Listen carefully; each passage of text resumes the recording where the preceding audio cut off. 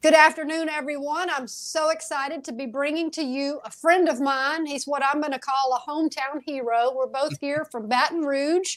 I've got Levar Robinson here with us. Levar, welcome. Thank you. Thank you. I appreciate you having me. Thank you. And you've got a very important topic. I think I shared with you that my single mama raised 5 kids by herself. And we know daddies in homes is a big deal. And being a father comes with a lot of responsibility. And you are a father on a mission. Yes. So tell me how you started FOAM, Fathers on a Mission, and why you did that, because I think that's a very important part of your story. Yes, definitely. I definitely appreciate it, Beth, for having me on. So, born and raised here in Baton Rouge. I hadn't lived here in 13 years, and I moved back. I did 6 years in the nuclear submarine program, worked for a different couple of Fortune 500 companies. I moved back, and one thing that I wanted to do was help you make sure they didn't do a lot of the mistakes that I've made in life, right? Even though I had some very successful opportunities, but there's still some mistakes I made that I would rather kids not make. And so I started volunteering, mentoring in church, working with Sunday school and youth Bible study and things like that. But then I also seen that, hey, what about those kids who don't come to church? What about those kids outside of the church, right? So I got involved with organizations, nonprofit organizations that do mentoring work. I did some mentoring with Big Buddy, 100 Black Men, volunteers in public schools. And I did mentoring for years, right? Over 10 years mentoring in the community while working a full-time job and being a father. And I just got frustrated with the number of mentoring numbers started to go up. People would get excited, and I got frustrated. I'm like, mentor numbers should be going down, right? What are we doing? And so I just went through a couple of situations where I just wasn't pleased. And so I've been a man of faith. I prayed, and I said, God, what is it? What are we doing? What are we missing to where, it has to be something better. And so he told me, he said, well, look at yourself, look at yourself and think about what would have helped you not make as many mistakes you made. And so for me, it was easy, like if my father was involved, right? My father wasn't involved by his own choosing. My mom never talked bad about him. I'm like, never. She never talked bad about him. And so I was like, okay, wow, he wants to work with fathers. To me, that makes sense, right? Okay, cool. So I took that idea to different organizations. Nobody didn't want to do it. I tried again and kept getting frustrated. So I prayed, said, God, are you really talking to me? Because don't nobody want to do this. And I ain't doing it. I don't know anything about running the business or whatever. And besides, you don't see who I work for, So, and so he told me, said, nah, this is me talking to you. Yes, I gave you this idea. However, I didn't give you this idea to give to somebody else. I gave this to you for you. I'm like, wow. So after I still contemplated with it for a while, and I said, okay, if I'm going to do this, what am I going to do? So I say, when you think about it, as men, as fathers, the conversations we have are usually about women, politics, sports, women, sports, women, so on, right? So I say, and the only time we would actually probably talk about the kids is at the ball game, right? And so I was like, you know what, we need to have those father conversations. So what I started doing was having monthly fatherhood conversations. I would rent out spaces, and we would have conversations on topics such as the life of a single father, the life of a married father, talking to kids about health and hygiene, raising boys versus raising girls, all types of different topics that God was pouring into me. And I see them as pillars of fatherhood because they made a lot of sense, right?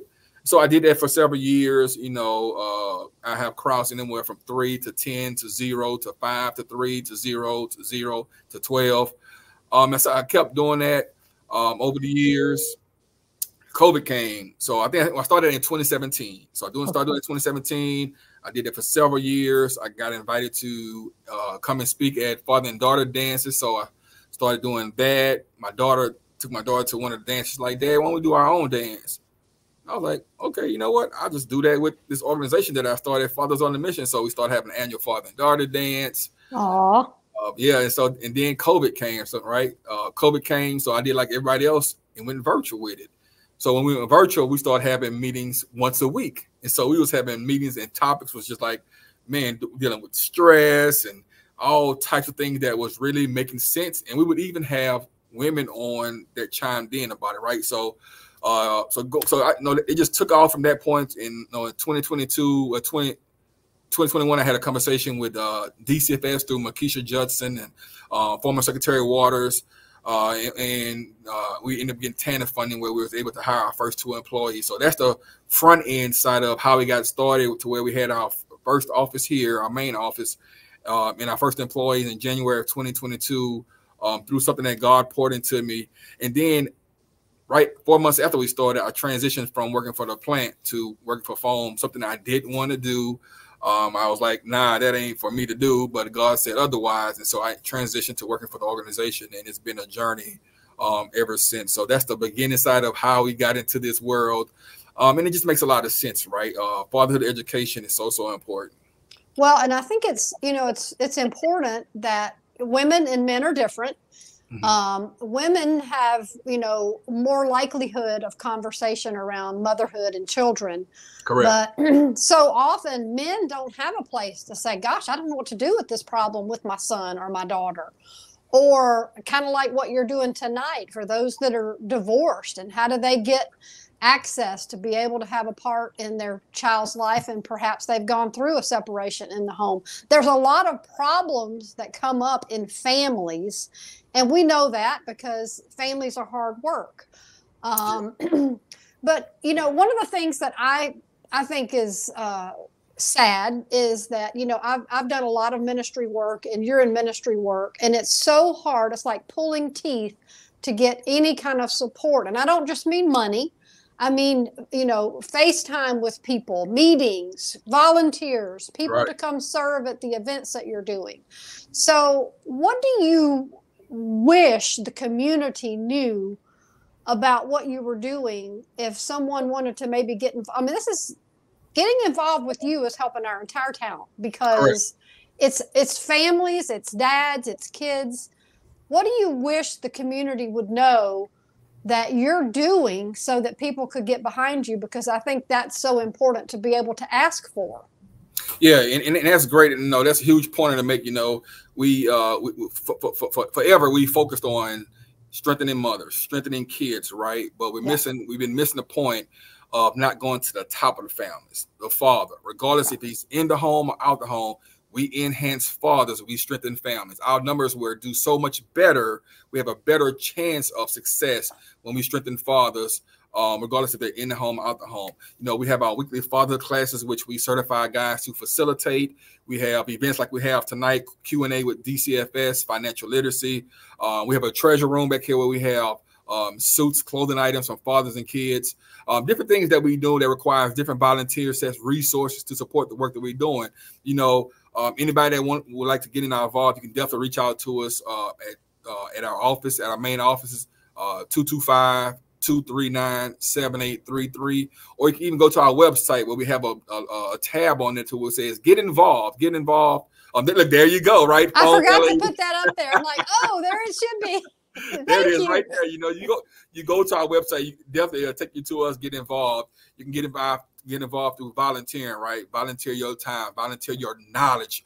Especially those guys who are great fathers who have very good wisdom that they could share with other fathers. Hey, we all would love to have that conversation. We all would love to have someone there to share their experiences that have been successful, things that they've learned from, right? Or even in-kind donations. We have fatherhood meetings where we have to feed guys. You got to feed people. You want to educate them, put them. You got to give people food. We have workshops and events and things like that. Suits, guys, if you have too many suits, suits that just don't fit anymore, or just, unfortunately, some people pass, we definitely take on suits because every man deserves to have a suit. And we tell guys, hey, take yourself out, take your kids off, take your spouse out. Come on over here and get a suit. We have suits over here where guys can get to obtain a suit. Also, we have a lot of donations from Walmart, new underwear for men and for children, household items. So any type of in-kind donations. And then also, any nonprofit organization needs a financial support, right? We have sponsorship packages for companies, for individuals. We actually gonna have a nice fundraising event coming up next month. So we definitely, if you're interested in that, reach out to the office. We can definitely share information to you about that fundraising event that we're going to have coming up in the month of October.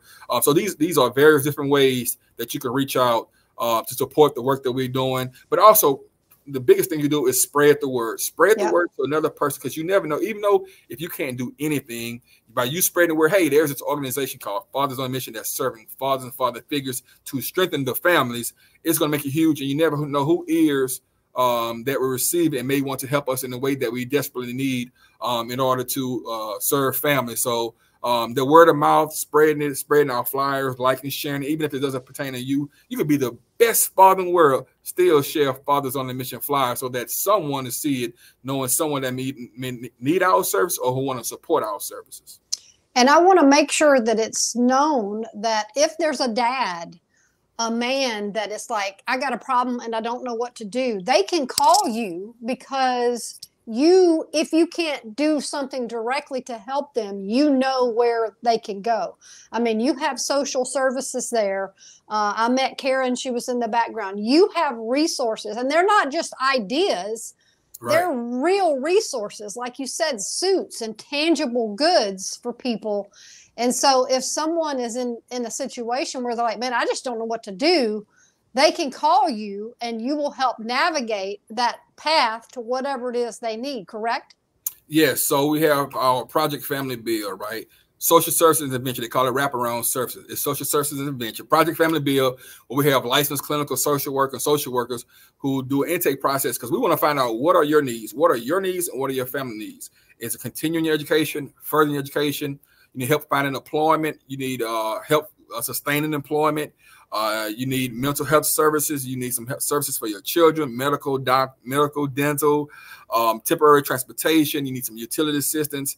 Whatever services or resources you need, we want to know, so that way we can either do it through our organization or through many organizations that here in our city or state. So again, by us enhancing the fathers, man, we can strengthen families. So many fathers commit suicide, run away from their issues because they just don't know what to do. Guys, let down their pride. Let us know. We serve any father, whether you're single, married, divorced, widowed.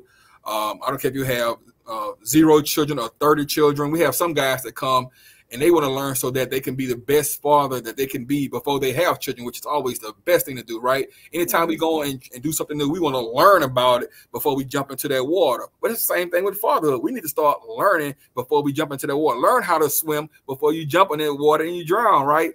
Yeah.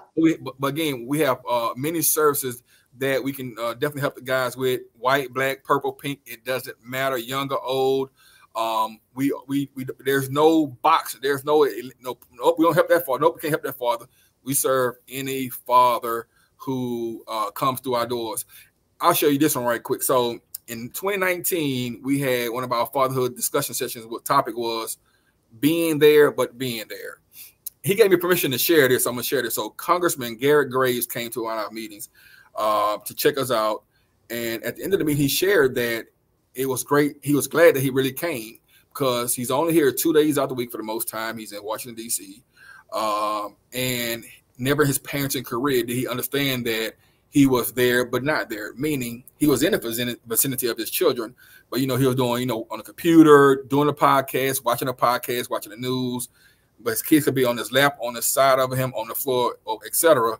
But he never did that, putting the distraction to the side and engaging with them, right? And that's huge. So I say to say, it doesn't matter if you're the president or if you're someone who's seeking support. We help all guys, and it's all something that you can either receive or even you can share to help the next father. So that's what we do here. We definitely enjoy it, and this definitely is a ministry and a mission that we're on. Well, and I think it's also important, in women's circles, we talk about mom guilt. None of us ever feel worthy of, we all want to be a great parent, but, life happens and sometimes we're not. I think it's important to note that you're never too far away. You've never done so much wrong that you can't enter back into the kid's life. You've never made a mess big enough that you're not worthy of coming back in and having those steps and having help. Everybody deserves help. Right. And I think that it's important for people to not think, man, I'm too far gone. I've done too much wrong. That we all get to do U-turns. And God says, you know, second chances, and, you know, he can work everything out towards our good, but we got to turn in the right direction. And you take people, like you just said, you don't ask questions. You just start saying, let's get you back in the kid's life. Let's get you resources. Let's get you where you need to go. And I think that's critical because, you know, nobody is beyond repair, right? Right. It's huge. You know, next week we have a graduation at a Central Parish Jail. We have guys went through a 16-week educational responsible fatherhood class. And I say that to say these guys learn something that they never knew. You know, they go through these classes, these educational classes, and their classes are more like discussions. But we have our objectives that we meet. And what's fascinating is that you hear guys say, man, I never knew that. Nobody never told me that. I didn't know. You know, when we was doing classes 3 months last year in East Baton Rouge Parish Prison, we had one guy, it took him throughout the first 8 sessions, he was quiet. The 9th session, he raised his hand. He said he had a statement he wanted to make. We told him, go ahead, what you got? And this is what he did. And it took him it took him time to say it because it was just he had to let their pride down and say words he never said. He said, you know, I want to do the best as a father. I just don't know what to do. Man, that was powerful. You know, this guy forever has never been able to just say this. And he was able to share this with us. And we was able to share with him what he can do to get back in his child life to be the best father. Here, check this out. So this is what we told him. We said, we're definitely glad that you shared what you shared with us, right? And here are some things that you can do to help yourself to be the best dad that you can do, that you can be while you're still here incarcerated. So for once, you have to start believing in yourself. Believe that there is a greater line on the other side of what you were on, because what you were on is not where you're going now, because you took the point of admitting, I want to do something that I've never done because it's good for me and for my kids. So that's number one. You start believing in yourself. Look at yourself and say, I'm going to be the better father. Number two, make sure however you communicate with your child, whether it's through writing letters or phone calls, you continue to do it how you can and being consistent. If you haven't wrote letters, write letters. And you talk so positive about how much you miss your child and good job in that letter. And at the end of every phone call and every letter, you say, I love you. At the end of each one, that is what you say. And then once you are released, make sure you spend as much time as possible with your child. The parks are free. Every child loves a swing. And the monkey boy, we don't have monkey boys anymore, but you know, the park is free. So many things to do at the park. I said, you do those things. You keep in communication how you can by writing those letters. You tell them I love you, and you have belief, and you make strides, set goals to do things differently than what you did previously. You know, and that's what it's all about. Showing guys something that they never have been told or taught. You know, because you can only do what you know. If you don't know any better, right? How can you do it? Right. So we talked a little bit about this. You know, there's a lot of people walking around wounded because they didn't have a dad in the home, and they may not know why they're wounded. I mean, I know I was wounded. You know, you were wounded. I went back and got help for many bad decisions that I made, and I'm sure they were the result of, you know, daddy issues, so to speak. But at least 1 in 4 kids grow up without a dad in the home, and probably more than that. Like in my case, there's 5 siblings with no dad. Right. So what do you say to someone who's carrying around that burden of hurt and that lost dream of the right family? What do you say to them to make amends with their past, whether it's a dad or a mom? Because the daddy issue affects the whole family. Right. What do you say to people that are carrying that around? Because, you know, our world needs us to get out there and make the world a better place. And if we're carrying that around, well, I mean, how do we let go of that, I guess, is the question. Yeah, you know, great question. You know, and the first thing to that is to seek help, right? And I say this, and I use that answer for a reason. A lot of times people will say something like that when they are given solutions on how to resolve a situation. Seek help, go get help. Well, I'm going to tell you how to seek that help. If you're a father, reach out to Fathers on a Mission or another fatherhood supporting organization that you may know of. Yeah. And have those conversations. You have to let down the pride and start saying, hey, look, I'm dealing with X, Y, and Z, and I believe it's because, one, my father wasn't in my life. My mother was not in my life. So being able to talk about those situations with someone who's able to guide you in the right direction is something that you start off doing, be able to have those conversations, being willing to have that conversations.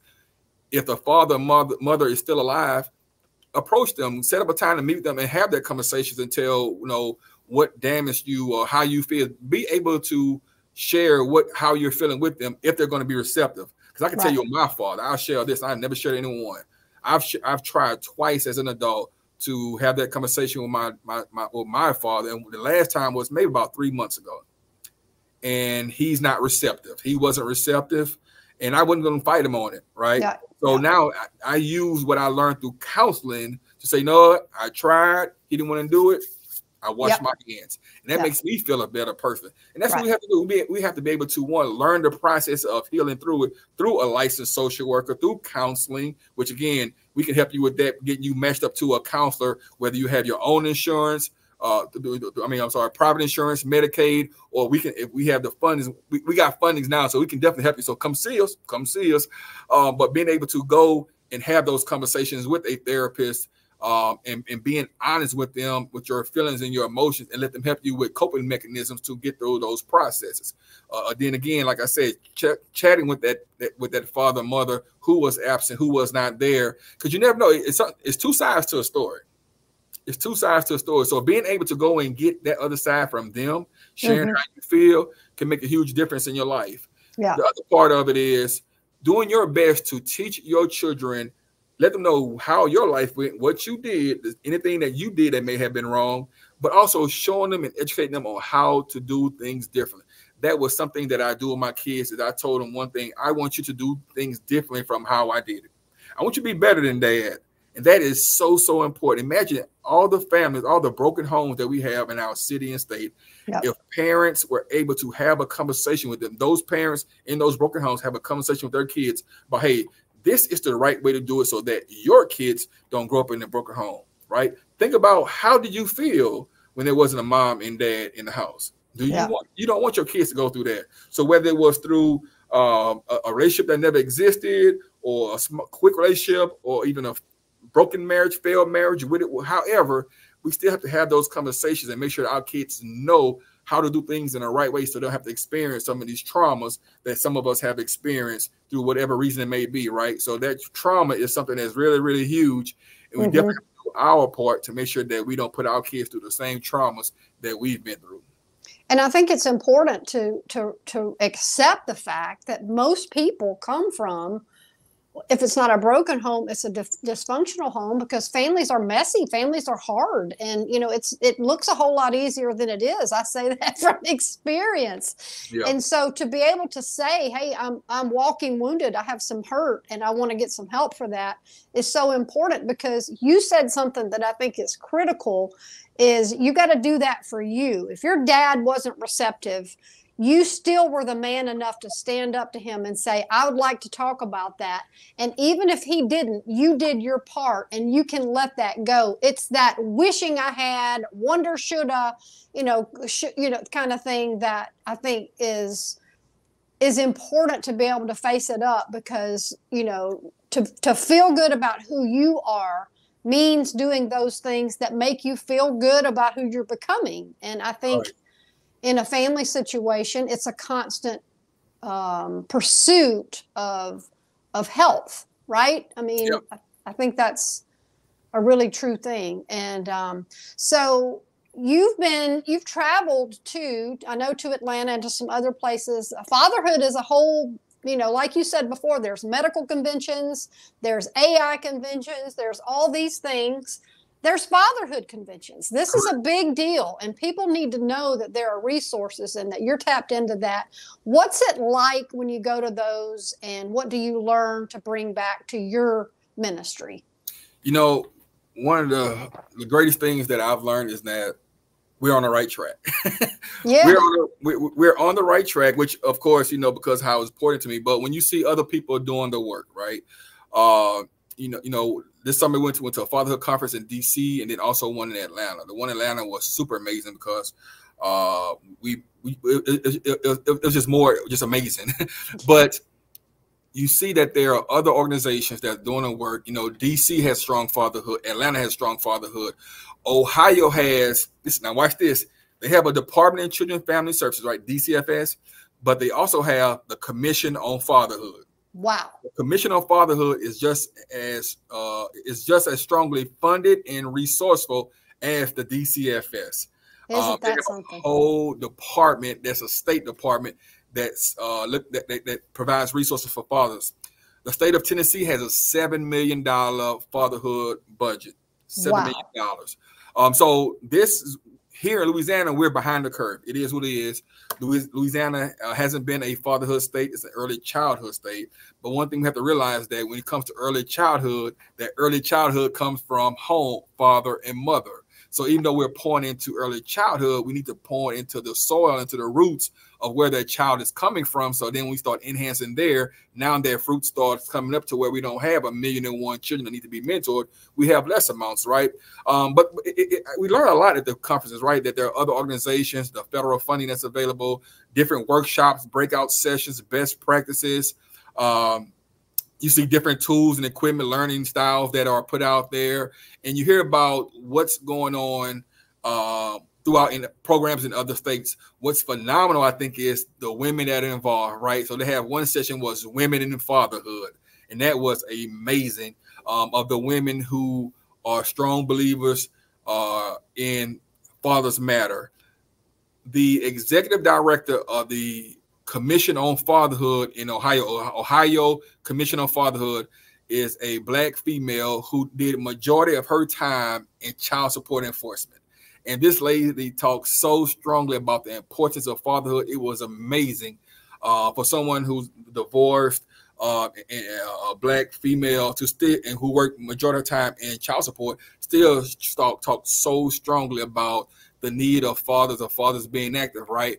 Even though we're not together and we're at the child's game, there's no reason why I should be sitting here and you sitting there. And now our children have to do this here, but they can't even focus on the game. When they should only have to be able to just glance one area, see mom and dad, and now focus back on what the competition that they're in, right? But too many times we have mom and dad sitting on the different sides, and the child is doing this, and we think we okay. No, we are traumatizing our child, right? So you learn some of those things and different practices that are being used, but also you become part of this national, different national brotherhood alliances on fatherhood. So that's one of the huge part of being able to reach out and find knowledge, wisdom from other guys who've been doing this way before I have.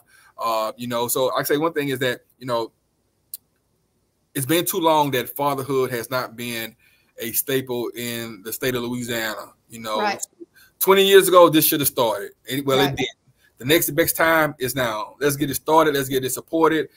I don't care if it's not about just fathers on the mission. I don't care if it's a different organization that's doing it. It's too much work for one organization. We need organizations that are going to be intentional about supporting fathers and father figures in our state, in the Gulf Coast. And then we'll start seeing some definite changes in our city and state. It shouldn't all be on the mothers. It shouldn't all be on the fathers. Yes, it should be more fathers because we're men. However, we still have to start supporting fathers the way they need to be supported, enhancing them, and we'll start making some changes in what we see in our city and state. Okay, last question, and then we'll close out with all the things that people can do to help you. But what about the kids? So kids are so quick to, if you go back and you say, hey, I haven't maybe been here all this time, but let's start over. Like you said, been at the game and having, we're traumatizing our kids. One way to untraumatize our kids is to go back and say, hey, I might not have done it right then, but I'm going to start now. Let's work together. How receptive have you found kids to be in dealing with the dads to accepting that, hey, we didn't get a lot of things right, but we're going to start and we're going to do it now? I know I didn't share this with you, but it seems like you've been digging in my backyard. So I have my 17-year-old son also lives with me now, and his mom alienated him for 15 years. the city of Baton Rouge 15 years ago did not support me in dealing with my son. I'm not going to even say the judge's name.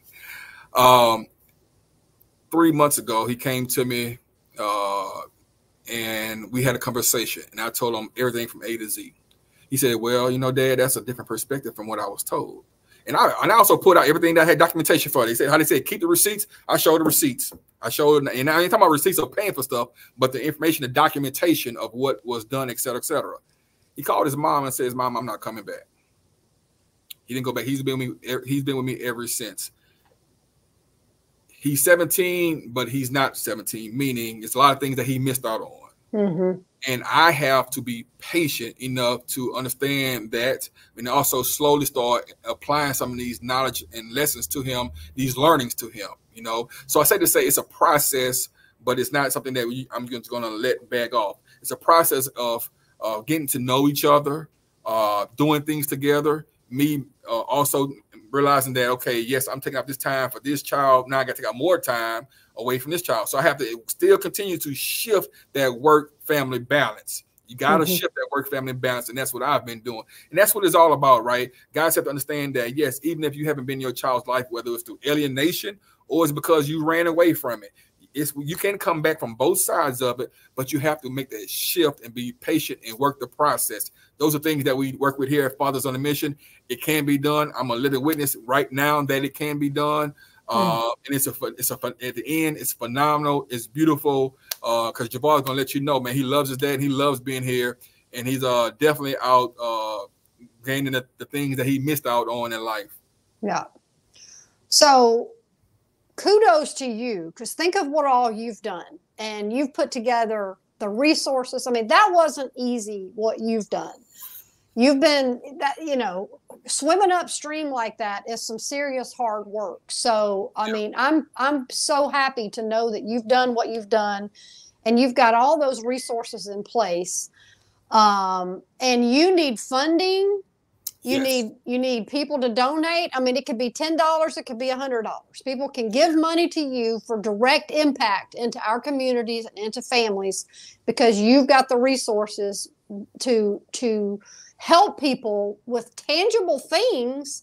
You're not just saying, oh, hoorah, go do better. You're saying, here's what you need to do better. And then you're helping.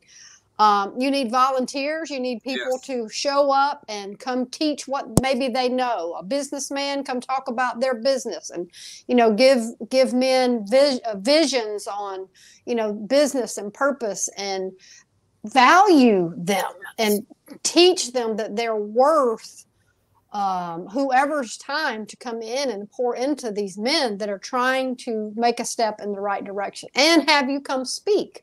Yes. You can go speak on the topic. This is a big, big topic, and people want to know, what do we do about our families? The families are breaking down.